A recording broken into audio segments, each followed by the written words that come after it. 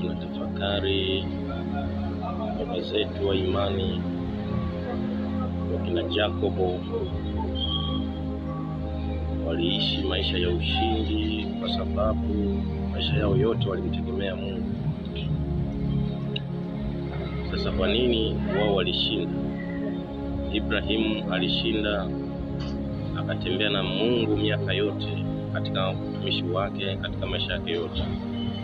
Na baba Ibrahimu tunaambia alikuwa ni baba wa imani, lakini ile imani ni kwa sababu ya ufahamu mkubwa wa Mungu ulikuwa ndani yake. Na zamani, mazingira ya zamani yalikuwa kama sio sasa hivi, kwa sababu zamani walikuwa wanaoteshwa ndoto baba zetu wa imani, sio kama sasa hivi. Mazingira ya zamani yalikuwa tofauti. Kwa baba zetu zamani Mungu alisema nao kwa ndoto na kwa maono, lakini sasa hivi mfumo wa Mungu kusema na wanadamu umebadilika, kwa sababu Mungu ametupa maandiko ambayo ni Biblia takatifu. Kwa hiyo baba zetu wa imani walishinda kwa sababu wao waliishi katika mifumo ya Mungu, walimtegemea Mungu. Lakini ndani ya ile mifumo, ukisoma Biblia kwamba Ayubu alikuwa ni tajiri, alikuwa na familia ya watoto 7 na mke mmoja, lakini Mungu akajivunia Ayubu, akajenga kesi.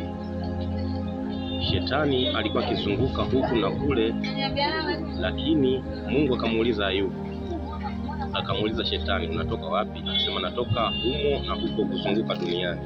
Akasema umemuona mtumishi wangu Ayubu?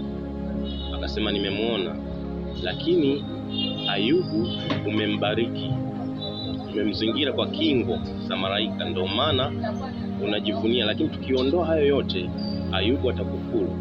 Lakini unaona Mungu anamruhusu Shetani aende akamjaribu Ayubu. Unaona Ayubu anapigwa kwa mapigo mengi,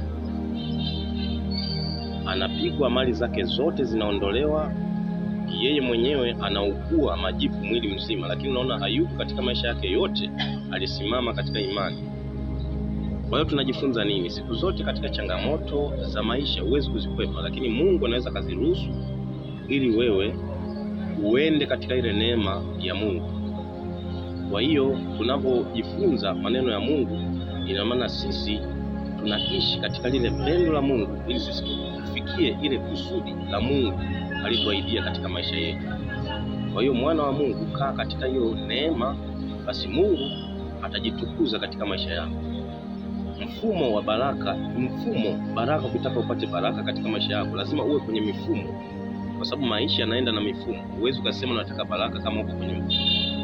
Kwa hiyo maisha lazima ujenge mfumo ili ufikie zile ndoto za baraka zako. Kwa hiyo kaa katika mfumo, utamwona Mungu akikubariki katika kazi za mikono yako. Ubarikiwe sana.